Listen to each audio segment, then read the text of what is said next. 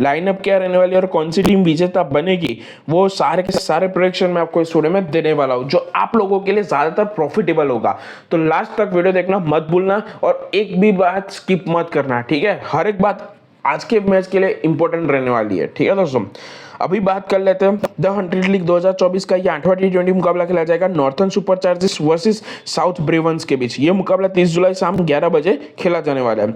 Venue देख लो दोस्तों, hardly list United kingdom वाली पिच है, यानी कि नॉर्थ साउथर्न की पिच जो है, एनओएस की जो पिच है, होम ग्राउंड है, उसी पिच पर खेला जाएगा। इस पिच पर पहले भी एक मुकाबला खेला गया है, आपको पता होगा, ट्रेंट और एनओएस के बीच में जो मुकाबला था वो इसी पिच पर खेला गया था, ठीक है। पिच के बारे में हम आगे बात करते हैं फुल डिटेल में कि पिच कैसा परफॉर्म करेगी। और दूसरी बात दोस्तों, अगर नए हो तो जल्द से अगर हमारे चैनल को सब्सक्राइब कर लो, बेल आइकन को भी प्रेस कर लो, ठीक है। ताकि क्या होगा कि इतने मतलब 100 लीग तो है ही है, लेकिन उसके अलावा जितनी इंटरनेशनल लीग होगी, या फिर अभी क्या होगा कि 100 लीग के बाद सभी इंटरनेशनल T20 शुरू होगी, तो वो सारे के सारे प्रेडिक्शन वाले वीडियो आपके पास जल्द से मिलते रहे। इसलिए बोल रहा हूँ चैनल को सब्सक्राइब करके रखना, बेल आइकन को भी प्रेस करके रखना, ठीक है। और उसके साथ साथ हमारे टेलीग्राम चैनल को भी ज्वाइन करके रखो, ताकि क्या होगा कि आपको हर एक मैच में कैसे प्रॉफिट और एंट्री एग्जिट करना है प्रॉफिट के लिए, वो सब कुछ मिलता रहे, ठीक है।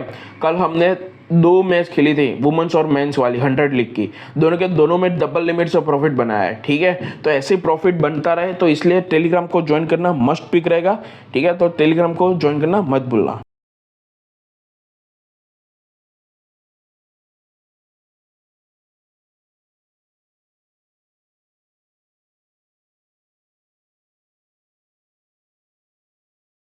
हगली लिस्ट स्टेडियम, ठीक है, यानी कि एनओएस का होम ग्राउंड वाली पिच रहने वाली है। इस पिच पर 12 मुकाबले खेले जा चुके हैं 100 लीग के, और उसमें फर्स्ट इनिंग में बैट करने वाली टीम 5 बार और सेकंड में बैट करने वाली टीम 6 बार विन हुई है, और एक मैच का रिजल्ट नहीं आया है, ठीक है।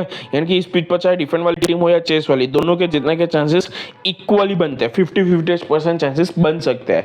मैं भी आपको बताऊंगा कि कौन कौन मतलब कैसे कैसे सिचुएशन में कौन कौन सी टीम जीत सकती है, ठीक है। अभी बात की जाए एवरेज स्कोर की, तो फर्स्ट इनिंग का एवरेज स्कोर देख लो 157 के करीब है इस पिच का, सेकंड का एवरेज स्कोर 150 के करीब है। यानी कि मान के चलो, अभी स्कोर की बात की जाए तो आज के मैच के दौरान इस पिच पर मुझे ऐसा लग रहा है कि दोनों टीमों की बल्लेबाजी ठीक ठाक है, ठीक है, मतलब इक्वल ही है, वेल बैलेंसिंग बल्लेबाजी है। तो मान के चलो 150 से 160 के करीब स्कोर बन सकता है, उतना स्कोर बनेगा।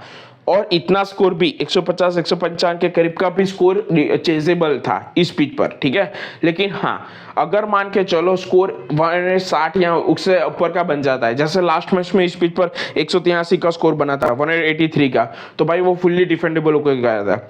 मोस्टली इस पिच पर लोएस्ट डिफेंडेबल स्कोर 179 का है, ठीक है, और हाई स्कोर 208 के करीब है, लो स्कोर 118 के करीब है। मोस्टली स्पीड पर ऐसा देखा गया, और हाईएस्ट चेजेबल स्कोर भी बता देता हूं 159 के करीब ही है, ठीक है। यानी कि इस पिच पर अब तक 159 के तक का स्कोर चेज हुआ है, ठीक है। अगर उसके ऊपर का बन रहा है तो भाई डिफेंडेबल को ये जाएगा, और लोएस्ट डिफेंडेबल स्कोर 179 के करीब है, ठीक है। यानी कि भाई इतना स्कोर तो इजीली डिफेंडेबल होके जा रहा है, ध्यान से सुनना मेरी बात, ठीक है। अगर मान के चलो 160 के ऊपर का स्कोर बन जाएगा तो डिफेंड होने के चांसेस पूरे बन जाएंगे, ठीक है। लेकिन हाँ, अगर 150-155 के अराउंड स्कोर बनता है तो उसके चेज होने के भी चांसेस बन जाएंगे। यानी कि मान के चलो दोनों तरफा मैच जा सकता है, फुल्ली ट्रेडिंग वाला, ठीक है। अभी बात करते हैं इस पिच पर 150 से कम का स्कोर 12 बार और 150 से 199 तक का स्कोर 8 बार हुआ है, 200 से अधिक का स्कोर 2 बार हुआ है केवल। यानी कि ये पिच सबसे ज्यादा लोएस्ट परफॉर्म करेगी या फिर 150 से 160 के करीब स्कोर परफॉर्म करेगी, ठीक है। मोस्टली इस पिच पर क्या है कि 100 लीग के दौरान 170 या 75 के अराउंड स्कोर बन रहा है, ठीक है। हाँ, लास्ट मैच में 183 का स्कोर बन गया था इस पिच पर, ठीक है। मोस्टली आपको 100 लीग में 170 या उसके करीब ही स्कोर देखने को मिलेगा, हाई इसमें हाई, ठीक है। लास्ट 12 मैच के विनिंग चांसेस देख लो इस पिच पर, तो 12 मैच के अकॉर्डिंग इस पिच पर चेज वाली टीम के जीतने के चांसेस 75% दिखाई दे रहे हैं, ठीक है। ये ओवरऑल T20 का रिकॉर्ड है, जो इंटरनेशनल T20 इस पिच पर खेली गई थी उसकी बात है, ठीक है। और दूसरी बात दोस्तों, जैसे अभी रिसेंट में T20 ब्लास्ट भी इस पिच पर खेला गया था, ठीक है। तो उसी में बता देता हूँ, उसी में भी ऐसा था, इस पिच पर 160-170 के करीब अगर स्कोर बनता था तो वो भी डिफेंडेबल के चला जाता था। लेकिन हाँ, अगर स्कोर लो बनता था, जैसे कि मान के चलो 130-120 के अराउंड, तो वो भाई वो इजीली चेजेबल होता था, ठीक है, यानी कि ये पिच सबसे ज्यादा रिसेंटली बात की जाए T20 ब्लास्ट गिन लो 2023 का, वो भी गिन लो, या फिर ये मैच भी गिन लो जो 2023 में इस पिच पर अभी के रिसेंट में हुआ, तो उसके अकॉर्डिंग इस पिच पर डिफेंड वाली टीम अच्छा परफॉर्म करके जा सकती है। अगर स्कोर ठीक ठाक बना लिया, पिच के अकॉर्डिंग एवरेज स्कोर बना लिया, तो भाई डिफेंड होने के चांसेस बन जाएंगे, उतनी बात याद रखना। अभी बात करता है मेन पिच रिपोर्ट के बारे में, तो 100 लीग के दौरान ये पिच सबसे ज्यादा लोएस्ट परफॉर्म करेगी, एवरेज में 150-160 के करीब स्कोर बन सकता है। बल्लेबाजी के लिए बात की जाए तो बल्लेबाजी के लिए बेहतरीन पिच है, ठीक है, ठीक ठाक बल्लेबाजी हो सकती है। अगर बल्लेबाज टिक कर खेल गया तो अच्छे से अच्छी पारी खेल के जा सकता है, वो बात याद रखना। इतनी हाई स्कोरिंग पिच नहीं है कि भाई नया बल्लेबाज आए तो भाई वो मारने का शुरू कर दे, ठीक है। हाँ, यूज पिच है तो क्या होगा कि बॉल ज्यादातर अंदर आएगी, ठीक है, क्योंकि उसके आगे वुमेन का भी मैच है और स्विंग होने के चांसेस भी बन जाते हैं। अगर मैच के दौरान टॉस के बाद पता चला कि क्रैक भी होगी तो स्पिनर को भी मदद मिलेगा। उसके बाद आगे बात करते हैं पिच के बारे में, तो पेसर्स को इस पिच पर चाहे फर्स्ट इनिंग हो या सेकंड इनिंग, दोनों में अच्छी खासी मदद मिलती है, उसको मदद मिलने के चांसेस 60% जीतने हैं इस पिच पर। मोस्टली याद रखना, स्पिनर इस पिच पर अच्छा करेगा, चाहे फर्स्ट इनिंग हो या सेकंड इनिंग, उसको दोनों तरफा मदद मिलेगी, ठीक है। लेकिन हाँ, जब भी बात आती है स्पिनर की, तो स्पिनर को इस पिच पर केवल सेकंड के दौरान मदद मिलती है, उसको मदद मिलने के चांसेस केवल 40% है। स्पिनर को फर्स्ट इनिंग में 1-2 विकेट मिल जाए, लेकिन हाँ, सेकंड इनिंग में मिडल ऑर्डर के दौरान स्पिनर इतना अच्छा परफॉर्म करेगा कि बल्लेबाज इतना मतलब कंफ्यूज हो जाएगा, उसको स्ट्रगल करना पड़ेगा स्पिनर के ओवर में, ठीक है, मिडल ऑर्डर के दौरान, उतनी बात याद रखना। स्पिनर के और पेसर्स के रिकॉर्ड के देख लो इस ग्राउंड पर, ठीक है।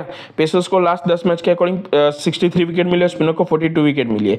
और मोस्टली दोस्तों इसमें ऐसा देखा गया, ये देख लो रिसेंट मैच देख लो जो 2 इस सीजन के हुए थे, वुमेन्स और मेंस वाला, ठीक है, एक मुकाबला इस पिच पर खेला गया था, तो उसमें ही देख लो फर्स्ट इनिंग के दौरान इस पिच पर वुमन की बात की जाए तो टीआर वुमन ने 123 के करीब स्कोर बनाया, एनएस वुमन को 113 में बोल्ड कर दिया। टीआर ने 185 का स्कोर बनाया, एनएस को 138 में खत्म कर दिया, ठीक है।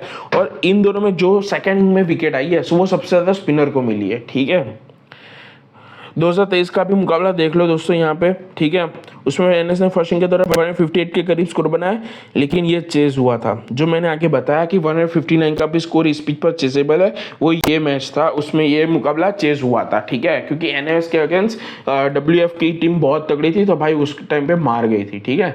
लेकिन इस बार मुझे नहीं लग रहा है कि इतना स्कोर भी चेजेबल होगा। हाँ, अगर स्कोर 100 के डाउन का बनेगा, अरे सॉरी 100 क्या 130 या उसके करीब का बनता है, उसके डाउन के अराउंड, तो चेजेबल होने के चांसेस बन जाते हैं, ठीक है। अभी बात करते हैं हेड टू हेड रिकॉर्ड देख लो दोस्तों दोनों टीमों का। दोनों टीमों के बीच अब तक 3 मुकाबले खेले जा चुके हैं, उसमें से 2 मुकाबले एनएस ने और एक मुकाबला एसबी ने विन किया है। लेकिन हाँ, अभी दोनों टीमों की लाइनअप में चेंज है, एसबी को भी हराना एनओएस के लिए बहुत डिफिकल्ट होगा। पहले क्या था कि दोनों टीम लूजिंग वाली थी एसबी की भी, ठीक है, तो भाई उसको इजीली पेल के चला गया था, लेकिन इस सीजन में मुझे नहीं लग रहा कि एनएस पेल के जाएगा उसको। वेन्यू की बात की जाए तो इस वेन्यू पर एक मुकाबला खेला गया है अब तक, उसमें एनएस ने विन किया है, ठीक है। वो मुकाबला की बात की जाए तो ये रहा वो मुकाबला 2022 में हुआ था इस पिच पर। उसमें फर्स्ट इनिंग के दौरान एनएस ने 135 का स्कोर बनाया, सेकंड में 119 में खत्म हो गई थी, ठीक है। तो यहाँ पे आप देख लो जब भी दोनों टीमों के बीच मुकाबला बना है, ठीक है, आपको 130 से लेकर 150 के करीब स्कोर देखने को मिला है, ठीक है। और उसमें 1-2 मुकाबले डिफेंड भी होके गए हैं, ठीक है। अभी बात की जाए टीम फॉर्म की, तो एनएस का टीम फॉर्म देख लो लगातार हार के आ रही है। इस सीजन का पहला मुकाबला भी हारी थी, वो भी टीआर से, ठीक है। और बाकी अगले सीजन के जो 4 मुकाबले थे लास्ट, वो भी हार के आई थी, ठीक है। यहाँ पे देख लो मैनचेस्टर से, डब्ल्यूएफ से, एलएस से और मैनचेस्टर से 2 बार हारी थी, वैसे सॉरी गलती से बाहर निकल गए हम।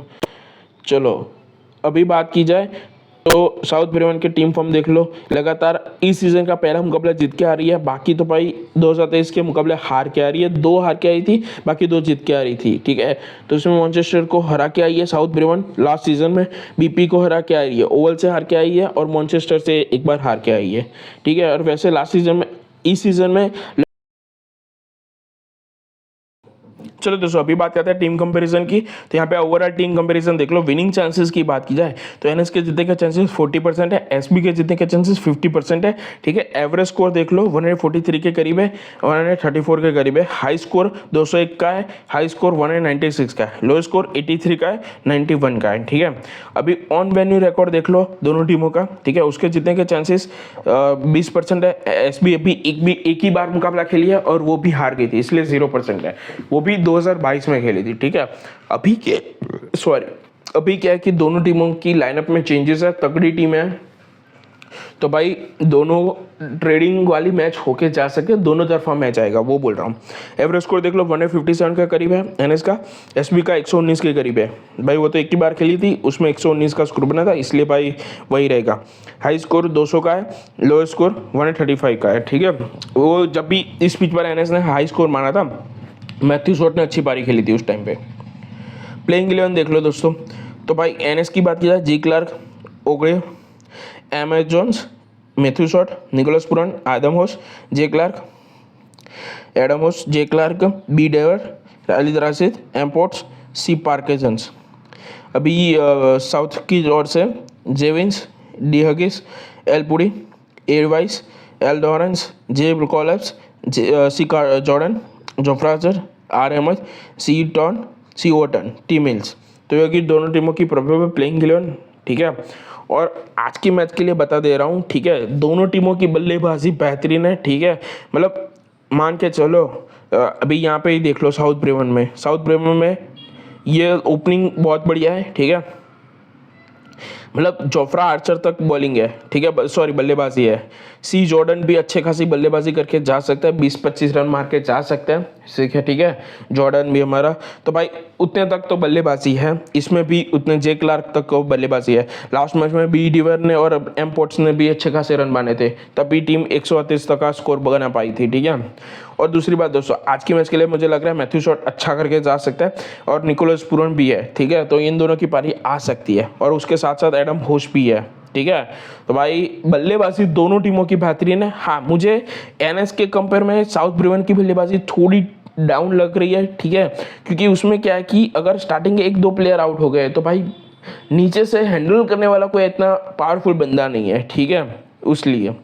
और दूसरी बात, एनएस के कंपेयर में भाई साउथ ब्रेवन की गेंदबाजी बहुत बढ़िया है, तगड़ी है, दोनों का अपोजिट है। इसकी गेंदबाजी अच्छी है, इसकी बैटिंग अच्छी है, ठीक है। वैसे देखा जाए तो भाई सुन लो मेरी बात, सॉरी गलती से हम बाहर आ गए, देख लो। मुझे आज का मैच विनर मुझे साउथर्न लग रहा है, ठीक है। लेकिन हाँ, कुछ भी अपडेट होगा टेलीग्राम पे बता दूंगा, ठीक है। मैच के टॉस के बाद हमको पता चलेगा कि कैसे क्या रहेगा, क्योंकि भाई पिच रिपोर्ट जो फाइनल आएगी टॉस के बाद, उस हिसाब से टीम भी सिलेक्ट होती है, ठीक है। तो हमारी अब तक तो फाइनल टीम साउथ ब्रेवन ही होगी, ठीक है, लेकिन कुछ भी चेंज होगा टेलीग्राम पे बता दूंगा, जिसकी लिंक आपको इस वीडियो के डिस्क्रिप्शन में मिल जाएगी। तो टेलीग्राम को ज्वाइन करके रखना।